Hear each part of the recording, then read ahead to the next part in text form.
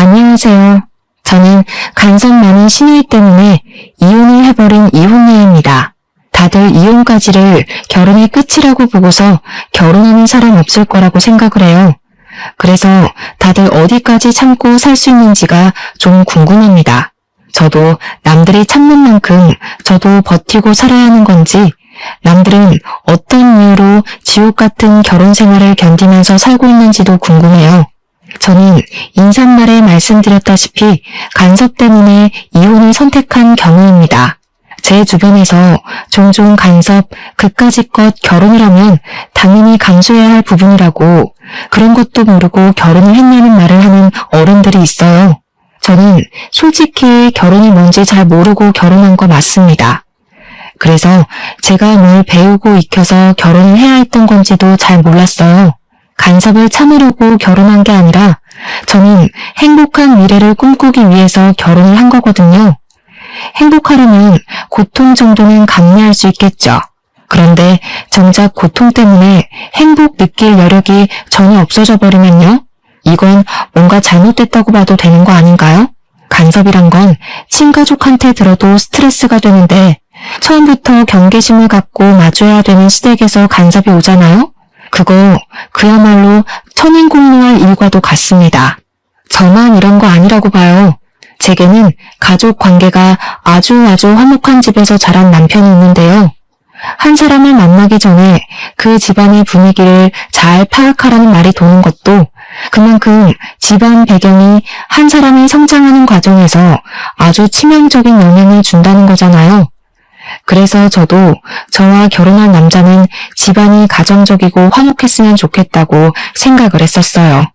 그런데 결혼 인사를 가서 처음 마주한 시댁은 삭막한 저희 집안보다 너무 따뜻하고 웃음이 많은 곳이더라고요. 부모는 부모라서 자식을 위하고 자식은 자식이라서 부모를 위하는 성인군자 같은 집안을 저는 남편 덕에 처음 보게 되었습니다. 시부모를 처음 만난 자리에서는 신호가 없었어요. 단란하게 넷이서 식사를 하면서 남편이 어떻게 자라왔는지, 얼마나 정이 가득한 집안인지를 듣는 시간을 가졌었습니다. 우리 딸이랑 아들은 나이 차이가 많이 나서 싸우고 말고 할 것도 없었어요.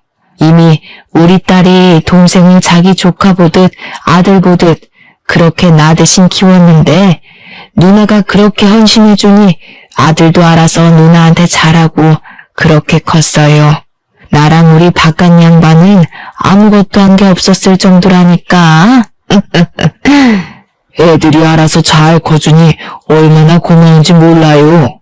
지금도 남매끼리 우애가 깊어서 어디 가서 이런 소리 자랑하면 다들 놀라더라고. 여자 남자 형제는 다 큰 성인이 되면 서로 얼굴도 잘 안 보고 산다고 하던데, 그런 집안에 비하면 우리 집안이 유별나긴 해요. 그래도 피를 나눈 혈육인데 서로 안 보고 살면 얼마나 아쉬운 일이겠어요. 당연하지. 같이 자란 가족인데 안 보고 살면 되나? 더군다나 누나가 나한테 좋은 특별한 사람이야? 물론 나랑 누나를 이렇게 잘 키워준 부모님 덕분이 크긴 하지만 어쨌든 우리처럼 이렇게 사이좋은 가정도 드물더라고. 이래서 집에 어른들이 자식들한테 본보기가 잘 되어야 하나 봐. 우리 엄마 아빠처럼. 남편한테는 남편보다 나이 9살 많은 누나가 하나 있습니다. 그러니까 저한테는 신우인 거죠. 시부모 말로는 신우가 평소 남편을 키우다시피 자랐다고 합니다. 실제 남편은 시부모의 사랑보다 신우의 사랑을 더 크게 느꼈다고 했어요. 초등학교 때까지만 해도 다들 부모님 찾을 때 남편은 신우를 찾으며 신우에게 학교 행사 참여를 원했다고 했고, 사춘기 땐 자기 부모랑은 말을 안 섞어도 신우만큼은 남편의 해결사 같은 존재였다고 했습니다. 신우가 거의 제2의 엄마라고 해도 될 정도였다고 하네요. 그리고 듣자 하니 남편 생일마다 신우가 아주 통 크게 선물하기까지 했더라고요. 남편이 학생일 때는 브랜드 옷, 명품 시계 등을 흔쾌히 사줬고, 남편이 사회인 되고 나서는 차, 전세 오피스텔, 지갑 등을 선물한 걸로 들었습니다. 남편은 신우랑 나이 차이가 있다 보니까 학생 때 용돈이 없어 본 적이 없었대요. 자기 또래들이 한 달에 5만 원 받을 때 자기는 2배 이상을 받는 입장이었다고 합니다.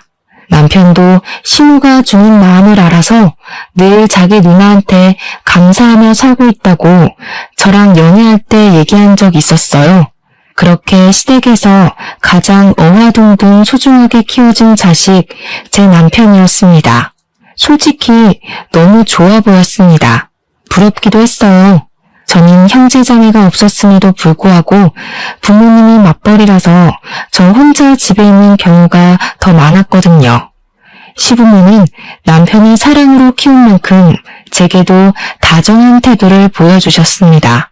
그래서 인사하러 간 자리에서 저도 모르게 제 있는 그대로의 모습을 많이 보이기도 했어요.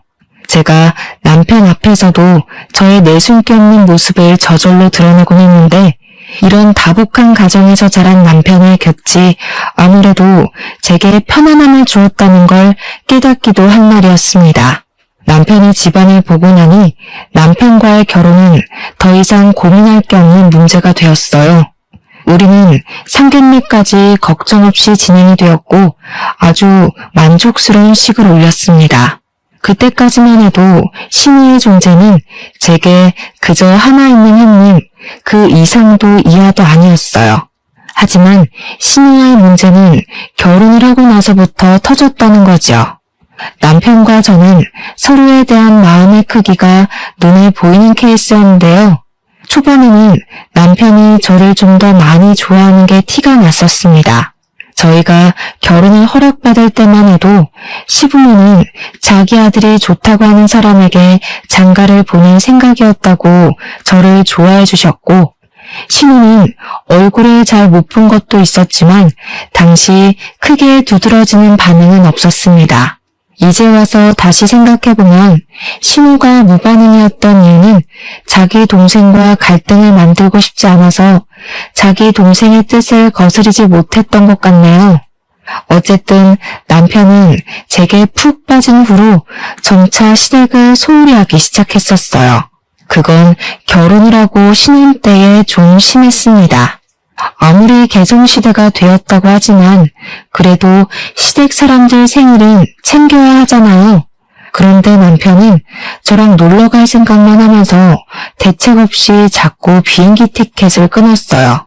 시부모는 그저 남편이 원 없이 하는 대로 내버려두는 타입이었던지라 자기들 신경 쓰지 말고 우리 부부끼리 잘만 살아달라는 입장이셨어요. 그러나 신우는 달랐죠. 당시에는 신우와 시부모는 확연히 다른 존재라는 걸 눈치 못 챘던 게 제가 한 수 부족했던 면이 아니었나 후회가 됩니다. 어쨌든 한 번은 신우 생일이 다가온 시점이었는데 남편이 뜬금없이 일본 여행 가려고 표를 끊었다길래 당황했었거든요.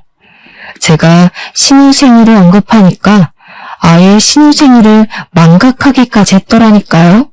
그러면서 하는 소리는 제가 들어도 좀 서운한 말이었습니다. 뭘 누나까지 챙겨. 내가 알아서 돈 붙여주면 돼. 누나 원래 낯간지럽게 기념일 챙기는 거 안 좋아하거든. 내 돈 지금 자기한테 쓰는 걸로도 모자라. 배우자 생겼는데 다 큰 누나 챙길 여력이 어딨겠냐? 나 이미 누나한테 생일 선물 안 준 지 오래됐는데? 남편은 신혼 때뿐만 아니라 저를 알게 된 후부터 점차 신우의 관심에 대응을 소홀히 하고 있었더라고요. 이건 저도 그날 물어 처음 알게 된 사실이었습니다. 신우한테 아낌없이 돈을 쓰던 남편은 저를 만난 후로 그 해픈 마인드를 제게 베풀기 시작했어요. 남편의 돈과 시간은 전부 제 몫이 되었다는 거죠. 사실 이때만 해도 저는 그게 당연하다고 생각했습니다. 아무리 우애 좋은 남매였다고 해도 각자 가정이 생기면 우애도 적당해야 되는 거잖아요. 남편이 자기 누나에게 소홀해지고 제게 관심을 쏟는 건 결혼할 사이에 솔직히 당연한 거 아닙니까? 그래서 저는 이 문제로 훗날 이혼을 하게 될 줄은 상상도 못했습니다. 신우 때문에 제가 한 여자에게서 남편을 뺏은 상간녀 같다는 생각을 처음 해봤어요. 신우는 시댁에서 같이 지내고 있는 처지였는데요. 갈 때마다 마주치는 건 아니었어도 한 번씩은 봤었단 말이죠. 그런데 몇 안 되는 만남마다 제 기분이 이상하리만치 찝찝해졌어요. 올케는 혹시 술 좋아하는 편인가? 좀 활동적이야? 평소 기가 센 편은 아니지? 연애하면서 내 동생이랑 몇 번이나 싸워봤어? 제게 뭐 적대적으로 묻는 건 아니었고요. 그냥 순수한 말투로 좀 솔직하게 궁금해했던 걸로 기억이 나요. 신우의 직설적인 질문이 좀 얼떨떨하긴 했지만 대답 못할 것도 없어서 저 또한 솔직하게 말을 했죠. 술 원래 안 좋아하고 집에서 노는 걸 즐기고 기세다는 말은 살면서 한 번도 못 들어봤고 남편이랑은 다툰 적이 없다고요. 그랬더니 신우가 방긋 웃으면서 제게 착하다고 말했었습니다. 저도 나이가 30대였는데 누가 머리를 쓰다듬으니까 기분이 오묘하더라고요. 다 늙은 나이에 이게 칭찬받을 일인지도 모르겠고 오히려 뭔가 검사받은 느낌이 들어 좀 별로였어요. 하지만 그 정도까지만 제 신경을 조금씩 긁었지 더 과감하게 선을 넘는 짓은 안 하더군요. 시댁에서 마주칠 때마다 남편과의 관계를 묻길래 솔직히 선을 넘어도 진작 넘겠구나 예측했었거든요. 어쨌든 그 뒤로 신우는 제게 착하다는 말을 입에 달고 살았습니다. 처음에는 저를 좋게 봐주시는구나 싶어서 그런 가벼운 칭찬도 감사하기만 했는데 반복적으로 듣다 보니까 이게 칭찬보다는 세뇌 비슷하게 들리더라고요. 역시나 다 이유 있었던 거였어요. 사람이 이렇게 교활한 짓을 할 수도 있다는 걸 저는 전혀 생각도 않고 있었습니다. 당장 생각나는 사건의 시작을 떠올려 보니 제가 모처럼 출근을 안 하고 쉬고 있는 날이 기억나네요. 그날은 아침부터 갑자기 신우가 들이닥쳤는데요. 제가 그때 아직 자고 있던 중이었습니다. 남편도 제가 쉬는 날인 걸 알고 있었고 쉬는 날에는 제가 늦잠 자는 걸 좋아한다는 것도 알고 있었어요. 그런데 여행 가는 경우 아니면 쉬는 날엔 제게 일찍 전화하지도 않던 남편이 갑자기 저를 깨우더라고요. 그러면서 하는 말은 신우가 찾아왔으니까 인사를 하라는 말이었습니다. 뭔 신우? 당시 제가 잠결에 들은 말이라 그저 꿈을 꾸는 줄만 알았어요. 하지만 신우가 곧 찬바람을 묻히고 온 옷차림 그대로 우리 안방까지 들이닥쳐서는 커튼을 치는 바람에 제가 눈살을 찌푸리며 일어나게 되었어요. 옳게 해가 중천에 떴어. 애도 아니고 아직까지 뒹굴고 있으면 어떡해?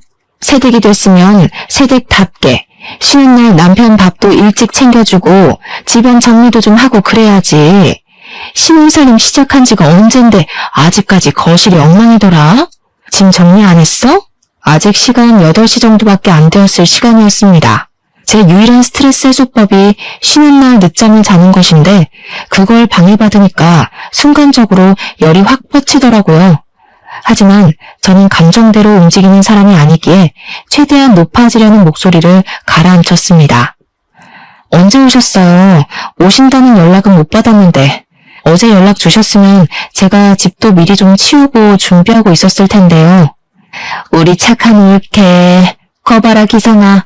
네 와이프 착해서 괜찮을 거라고 했지? 아니, 네 남편이 올케 너 쉬는데 오늘은 오지 말라고 하더라고.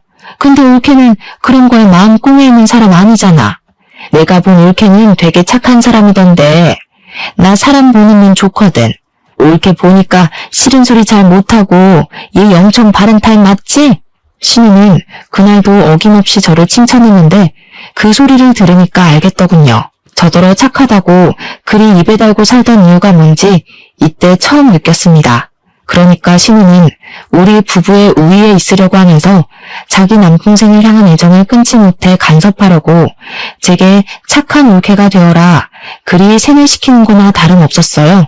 나쁘게 돌려 해석하면 자기 하는 짓에 입 닫고 토달지 말라는 뜻과도 같았죠. 물론 그것이 제 신경을 긁긴 했어도 분위기를 뒤집어 엎을 만큼 자극적인 건 아니라서 무시하고 넘겼습니다. 우선은 남편이 저질러 놓은 판을 해결해야 했어요. 제게 상의도 안 하고 신우를 집에 들인 남편에게 무척 화가 났지만 그건 눈앞에 닥친 상황을 끝낸 다음에 논하기로 하고 미뤄야 했습니다. 우리 집에 온 시댁 식구부터 대접을 해드려야 할 것 같아서 겨우 씻고 나왔는데 신우가 먼저 나서서 뚝딱뚝딱 아침을 준비하고 있더라고요. 그러더니 제가 씻고 나온 걸 알고는 저한테 이거 어디 있냐 저거 어디 있냐 질문이 많이도 했습니다. 조금만 찾아보면 어렵지 않은 곳에 다 있는데도 신우는 눈앞에 가위마저 어딨냐고 제게 꼬치꼬치 말을 걸었어요. 아유 안 되겠다. 내 집 아니라서 뭘 못하겠네. 집주인이 아침 준비 좀 해야겠어. 괜히 살림주인 대신 나섰다가 올케한테 미움받으면 안 되니까. 나는 저기 물러나 있을게. 참, 내가 꽃게 사왔거든? 기성이가 꽃게탕 좋아하잖아. 이참에 올케 요리 실력도 좀 볼까? 아, 농담이니까 긴장하지는 말고. 그러면서 신우는 남편 있는 거실로 조르륵 나가서는 남편 머리에 지어진 까치집을 귀여워하고 있었습니다.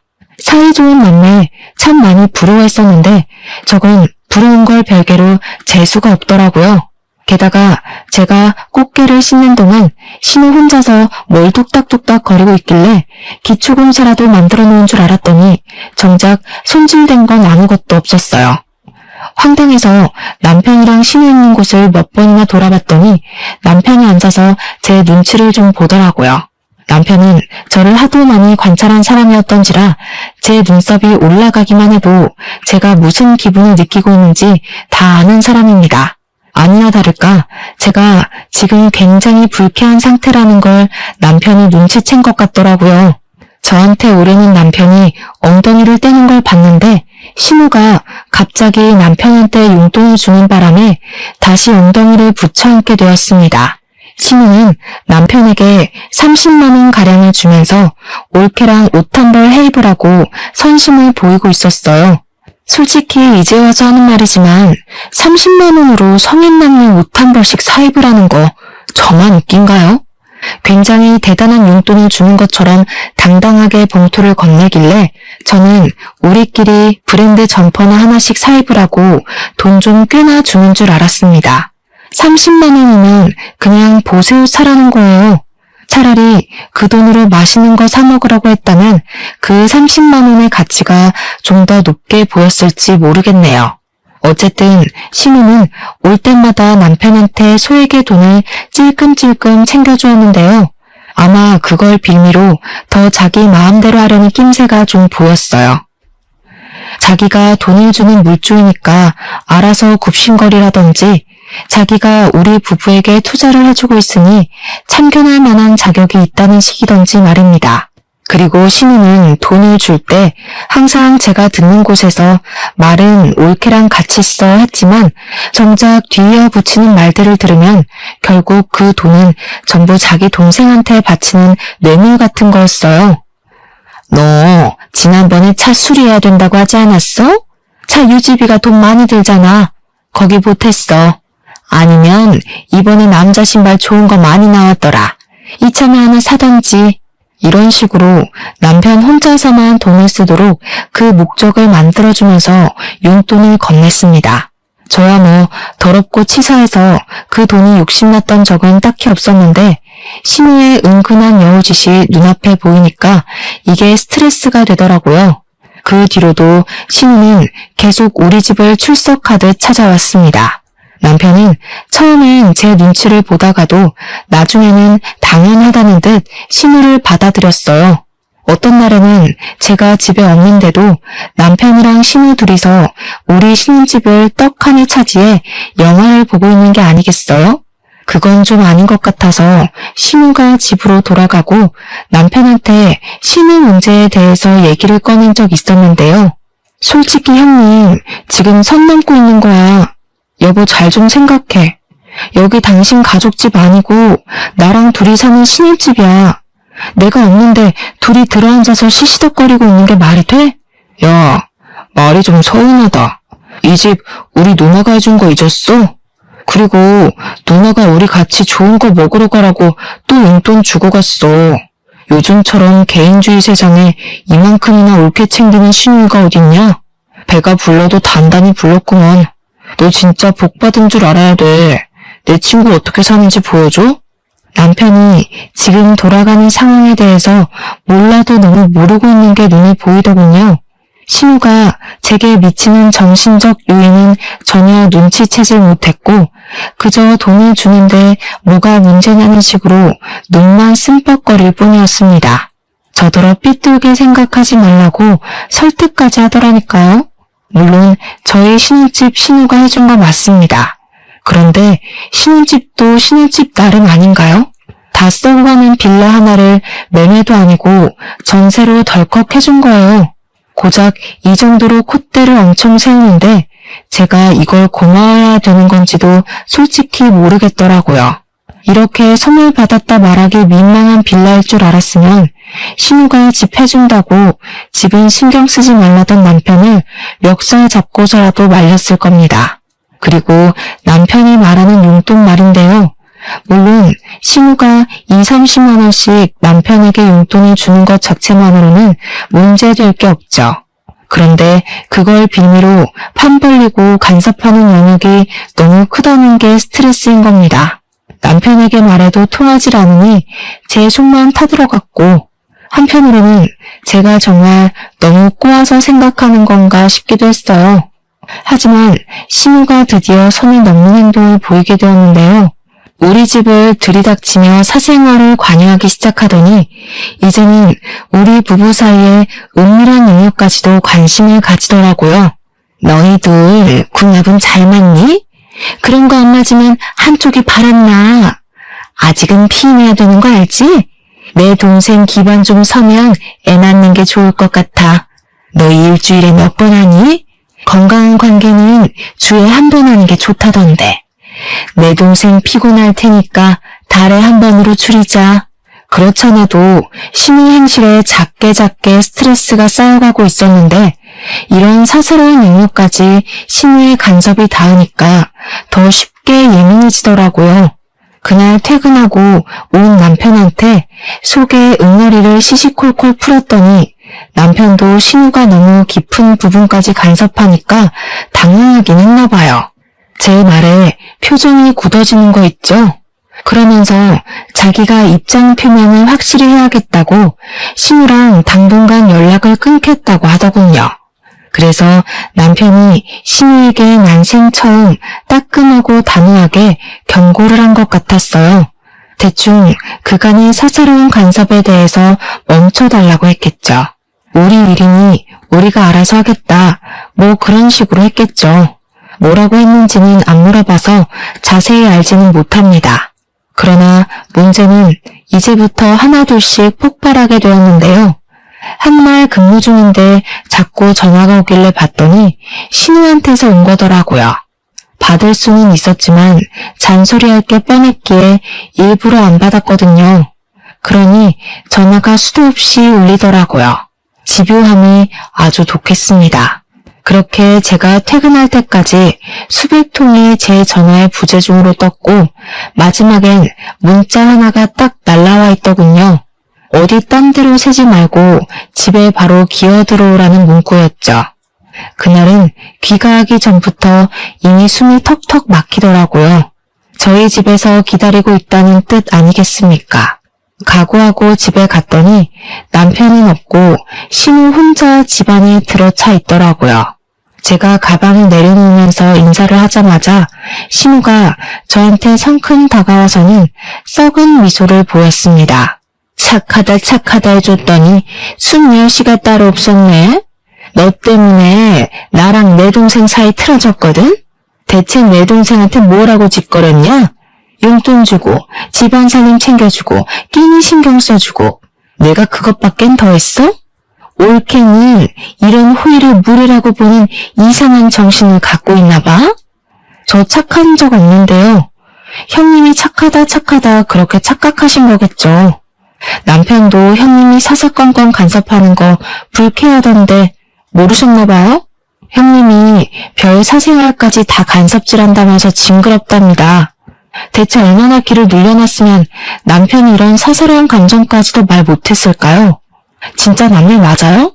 상해관계 아니고 남의 집에 혼자 들어앉아 있는 것도 화가 났던지라 저는 더 필터링 없이 말을 깠습니다. 그러니까 신우가 부들부들 떨더니 이 악물고서 제 기싸대기를 날리더라고요. 꼴에 나이 먹고 힘만큼은 제대로 길러놨나 봐요. 제가 바로 중심 잃고 넘어져 버렸잖아요. 내 동생한테 어울리지도 않는 년을 군말 없이 내버려뒀더니 뭐라고? 네가 우리 남매 사이를 얼마나 한다고 지적질이야? 이 참년아. 기가 차서 말도 안 나온다. 너 내 동생이랑 갈라설 준비해라. 그러고 신우는 제 대꾸를 들을 생각도 없이 집을 쌩 나가버리더군요. 그럼 저는 신우에게 못 푼 화를 그날 퇴근하고 온 남편을 붙잡아 또 불같이 따졌습니다. 그러니 이제는 남편 말이 자기도 내 불평 들어주기 지친다고 짜증을 내는 게 아니겠습니까? 솔직히 나는 누나랑 문제없이 잘만 지냈잖아. 그럼 네가 이상한 거 아니야? 누나가 뭐 틀린 말 했어?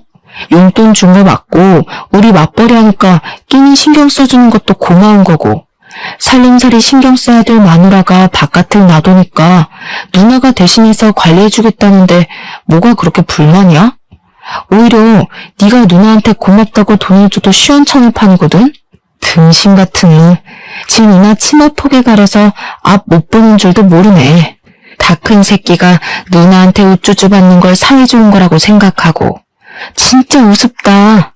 형제 자매 없는 게 이렇게 서러운 적은 또 처음이야. 있었다면 네가 이 잡치는 내 기분을 괜히 똥만큼이라도 느껴봤겠지? 집안 화목한 거랑 애정 과잉은 다른 건데 내가 널 잘못 봐도 한참을 잘못 봤다. 말 다 했냐? 누나가 너랑 갈라서라는 거 겨우 비니 맞춰서 달래놨더니 말 그딴 식으로밖에 못해? 내가 평소에도 너 때문에 누나 앞에서 얼마나 곤란한지 알아? 나한테 누나는 부모님이나 다름없는 존재라고 했잖아. 부모랑 다름없는 거지. 그게 진짜 부모님이냐? 그리고 비위를 왜 맞춰? 누가 맞추래? 누나 부하이면 부하답게 누나가 시키는 대로 해. 네 누나가 너랑 나 갈라놓고 싶다잖냐. 난 더 이상 그 여자한테 놀아나기 싫으니까 너 혼자 평생 누나 손바닥 위에서 주물럭거려줘라. 그러면서 제가 먼저 이혼 제안을 했더니 버럭하던 남편이 순간 흠칫하더군요. 남편은 제가 먼저 이혼을 요구할 거란 생각을 안 했던 것 같았어요. 그러거나 말거나 저는 그대로 돌아섰고 남편이랑 저녁도 먹지 않았습니다.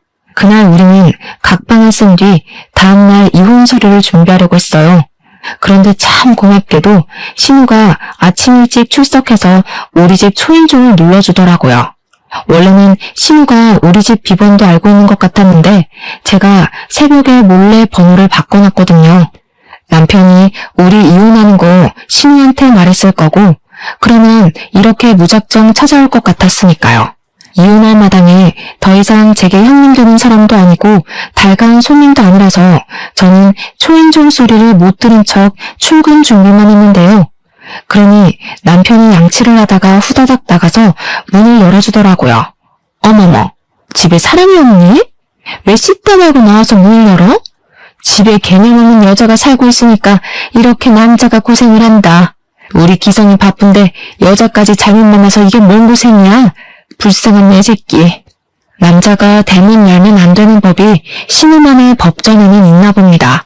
어쨌든 신우가 아침 대바람부터 찾아온 이유는 역시 저희 이혼 때문이었어요.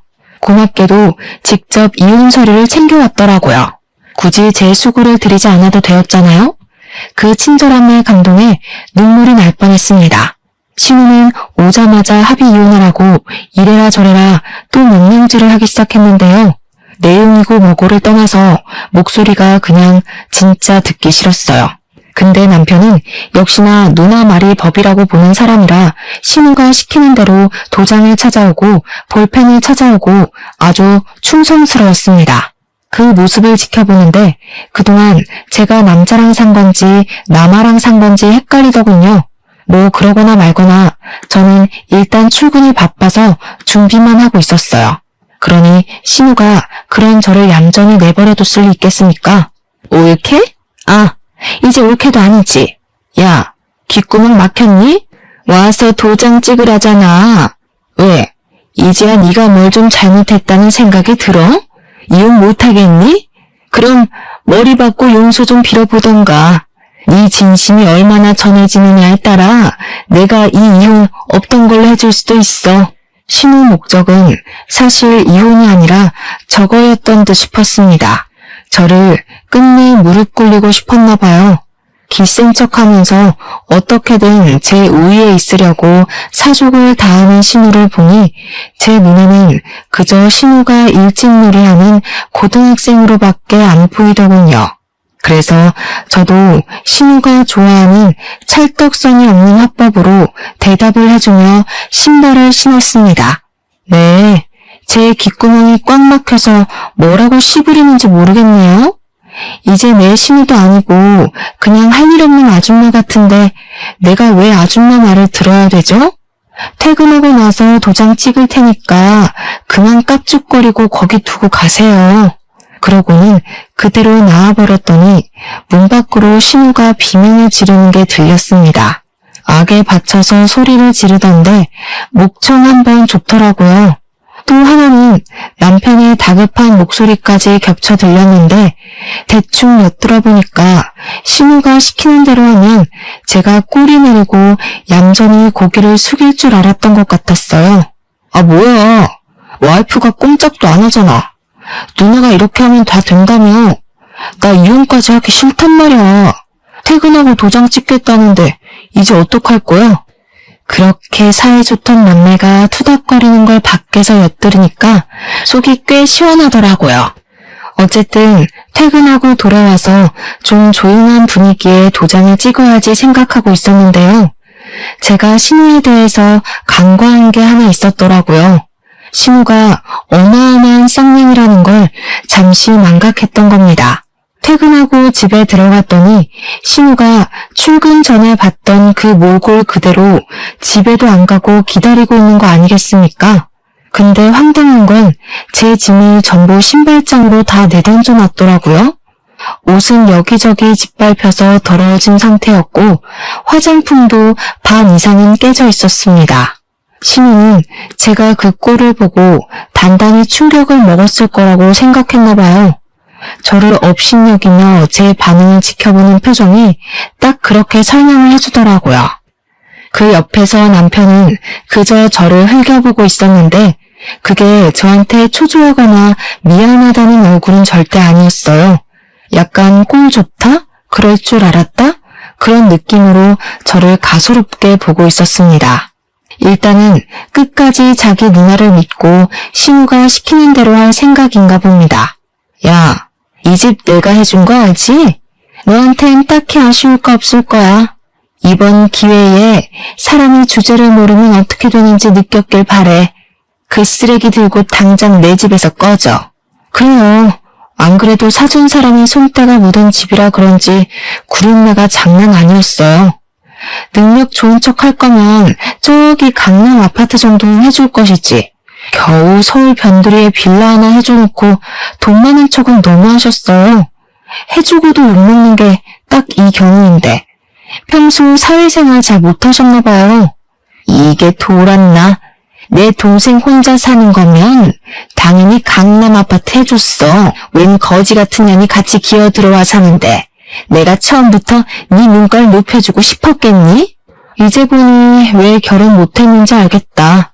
나이를 똥구멍으로 쳐먹었으니까 주변 남자들이 그쪽한테 미리 학을 뗀 거였네요. 아줌마 같은 사람을 노처녀가 히스테리 부린다고들 하죠. 오해 좋은 둘이서 노처녀 노총각으로 계속 끈끈하게 지내면 되겠어요. 남매가 계속 이렇게 지내면 고독사는 면할 거 아니에요? 좋은 거 맞나 모르겠네. 그때 신우가 분을 참지 못하게 제 뺨따구를 때렸습니다. 제가 이걸 딱 기다리고 있었어요. 손찌검이 한 대도 아니고 2대에 3대까지 이어졌을 때 저는 보기 좋게 쓰러지기까지 했습니다. 그리고 적당히 편집점을 잡고 난 뒤에 자리에서 일어났죠. 이럴 줄 알고 혹시나 해서 전날 새벽에 카메라 하나를 설치해놨는데 정말 다행이었어요. 괜히 카메라 값만 날리는 줄 알고 조마조마했거든요. 제가 알아보니까 결혼 파탄 사유에 시댁에 부당한 대우가 속해 있다면 그걸 유책 사유로 쳐서 소송권으로 이혼이 가능하다고 하더라고요. 하마터면 억울하게 합의 이혼해 줄 뻔했지 뭐예요? 오늘따라 왜 이렇게 질질 끊어몰라. 지금 안 때렸으면 이혼 미룰 뻔했잖아요. 덕분에 카메라에 잘 담겼으니까 이젠 인간 대 인간으로 갑시다. 일방적으로 맞기만 하는 건 사실 제 타입 아니거든요. 저는 바로 신우 뺨을 날린 후 머리채를 잡고 잡아뜨렸습니다. 그리고는 그동안 간섭을 당할 때마다 휘두르고 싶었던 마음을 담아서 들고 있던 가방으로 마구마구 내리쳤어요. 그러자 놀란 남편이 와서 저를 확 밀어내더니 뭐 하는 짓이냐고 소리를 지르더군요. 이거 순 깡패 아니야? 야, 그래. 이혼하자 해. 내가 여자랑 살길 바랬지 어디 깡패냥 끼고 한 이불이나 덮을 수 있겠어? 진짜 소름 끼친다. 사람이 어떻게 적당선을 모르고 그렇게 깝죽거리냐? 야, 너 처가에서 그딴 식으로 배웠냐? 제 발로 제 앞에 찾아와준 남편을 보니 그 면상이 그날따라 더 못나 보이는 거 아니겠습니까? 꼴도 보기 싫어서 가방으로 얼굴을 날려버렸습니다. 우리 부모님이 너무 잘 가르친 거지. 대화로 안 통하는 새끼들은 이렇게 사랑의 매로 다뤄줘야 생각이란 걸 한다더라고. 너희들은 부모한테서 얼마나 좋은 양식을 얻어먹었길래 둘이 쌍으로 답이 없냐? 누가 남이 아니랄까봐 거지 같은 것도 매한가지다 참. 남편이 자기 맞은 게 억울한지 저한테 손을 올리려고 하던데 이미 그럴 거라 예상은 했거든요. 그래서 제가 먼저 들고 있던 가방으로 그 얼굴을 한 번 더 밀어버렸죠. 합의 같은 건 꿈도 꾸지 마. 나 정신적 손해배상까지 청구할 거야. 이 거지 같은 빌라도 위자료로 다 뱉어내야 될걸? 아줌마, 그렇게 돈으로 동생 조종 잘하더니 어디까지 동생 뒤 봐줄 수 있을지 한번 보여줘 봐요. 전세 빌라밖에 못해주는 졸부재력 최대한 짜내봐야 될 거예요. 그렇게 저는 신혼집 같지도 않던 그 썩은 빌라를 나오게 되었습니다. 이미 쓰레기가 되어버린 제 짐도 그 집에 어울릴 것 같아서 그냥 기부를 하고 나왔어요. 그 집이 방음이 얼마나 안 되면 3층이었는데 제가 1층으로 내려갈 때까지도 신우가 고래고래 비명 지르는 게 다 들리더라고요. 어쨌든 저는 다음날 바로 변호사 만나서 증거될 만한 자료를 모두 제출했습니다. 남편에겐 이혼 소송을 했고 그뿐만 아니라 신우에게도 폭력죄, 협박죄, 정보통신망법 위반 등 제 선에서 할 수 있는 건 전부 다 고소 때렸어요. 시댁의 가장은 신우였는데 남편 차도 할부로 사준 주제에 얼마 안 되는 돈으로 얼마나 자부심을 부릴 수 있을지 좀 궁금하긴 하더라고요. 아니나 다를까 제 궁금증을 친히 풀어주려고 시부모께서 나서주신 거 아니겠습니까? 늘 남편 하고 싶은 대로 하고 살도록 손을 놓고 있었다는데 제가 보기엔 손을 놓았다기보단 전적으로 신우한테 남편 관리를 맡겨놓은 것 같았어요. 저희가 이혼을 한다고 했을 때도 신우만 난리를 부렸지 시부모 쪽에서는 별다른 반응이 없었거든요. 그런데 신우로 해결이 도루묵 나버리니까 시부모가 뒤늦게야 나설 모양이더라고요. 제가 결혼 생활 내내 본 적 없던 시부모의 실체를 이혼하고 나서야 알게 된 게 얼마나 다행인지 몰라요. 괜히 그 나물에 그 밥이라는 말이 나오는 게 아닌가 봐요. 신우랑 남편 같은 자식이 만들어지려면 그렇게 자원을 주는 부모가 있어야 가능했을 거잖아요.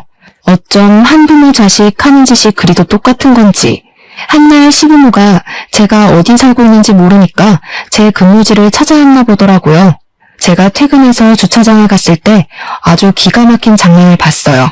다 끝난 줄 알았던 골칫거리가 눈앞에 또 재발하니 겨우 털어낼 스트레스마저 다시 들끓는 느낌이었습니다. 시부모가 윤쾌도 제 차를 찾아내 장난질을 해놨더라고요. 제 하얀색인데 아주 색깔별로 라카치를 예쁘게도 해놨지 뭡니까. 차에 그려진 낙서는 온통 돈에 눈이 멀어서 남편을 벌었네. 예우도 모르는 년, 이혼녀 꼴로 얼마나 잘 먹고 잘 사는지 보자 등등 자기 아들과 갈라선 것에 대한 원망이 한가득 적혀 있었습니다. 그리고 바퀴도 2개나 펑크나 있었고요. 그걸 사진으로 다 찍으면서도 기가 차서 계속 웃음이 나왔어요. 주위에서 사람들이 저를 힐끗거렸었는데 저는 원래 주변 시선에 둔감한 편이라 딱히 쪽팔린 건 없었습니다. 다만 수리비가 꽤 나오겠다는 것과 당장 차를 못 타게 생겼다는 짜증이 확 치밀었죠. 당연히 수리비는 제가 감당할 생각 추호도 없었습니다. 다행히도 시부모가 멍청했기에 일은 쉽게 해결되었어요. 시부모가 며느리 마지막 배웅하는 길에 보너스라도 챙겨주고 싶었나 봐요. 이렇게 깜짝 범죄를 저질러 주시니 말이죠. 블랙박스에 고스란히 찍힌 증거물 때문에 경찰에 신고를 하더라도 경찰이 수고스럽게 범인을 찾을 필요도 없어서 더없이 좋은 선물이었습니다. 그 자리에서 신고는 신고대로 했고 저는 스프레이 냄새 가득 나는 차 안에서 시부모한테 전화를 걸어봤어요. 시부모가 저를 기다렸는지 제 전화를 받자마자 성량을 키우더라고요. 어디서 이런 속물에 찌든 애가 우리 집에 들어와서는 내 아들을 망쳐? 네가 감히 내 자식들한테 손을 댔다면서?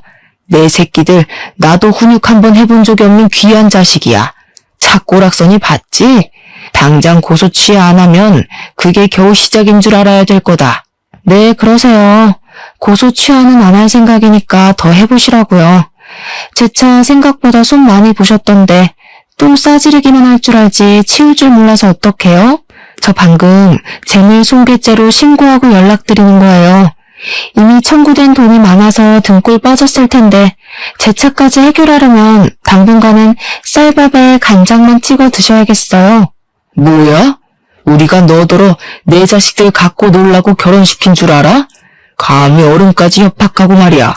어디 신고해봐라. 우리라고 신고 못할 줄 아냐?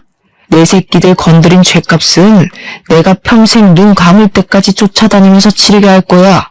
그렇게 아끼는 자식들인데 발목을 더 붙잡으시면 어떡해요. 그러니까 생각을 하시고 일을 저질렀어야죠. 다 늙어서 유치하게 낙서가 뭡니까 낙서가.